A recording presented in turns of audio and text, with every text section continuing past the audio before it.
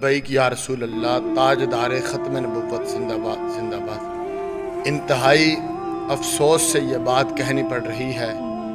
کہ بورے والا کے اندر ایک محفل نعت ہوئی، میں اس کو محفل نعت کہوں کیا کہوں یہ مجھے سمجھ ہی نہیں آ رہی، کہ اس کے اندر شہزاد حنیف مدنی پڑھ رہا ہے تو لوگ ڈانس کر رہے ہیں، قاری شاہد پڑھ رہا ہے تو لوگ ڈانس کر رہے ہیں۔ کاش ہم نے ایسے اہل سنت کے اسٹیجوں پر کسی عقیدے کے سچے اور سچے عالم دین کو بلایا ہوتا تو ایسا کبھی نہ ہوتا۔ آج سوشل میڈیا پر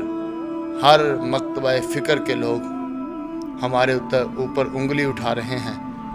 کہ اہل سنت کا یہ عقیدہ ہے جہاں سرکار کی نعت پڑھ رہی ہو اور ڈانس ہو رہا ہو، تو خدا را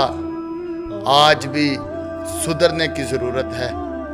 اگر آج بھی تم نے اپنے عالم دین کی قدر نہ کی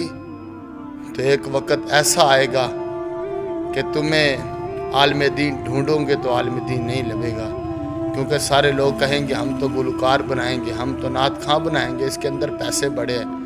ہم نے ان کو 50 2 لاکھ روپے دے کر بلایا ہوتا ہے۔ پچھلے دن ایک سوشل میڈیا پر اکاڑے کے عالم دین کی ویڈیو چل رہی تھی، کہتا میری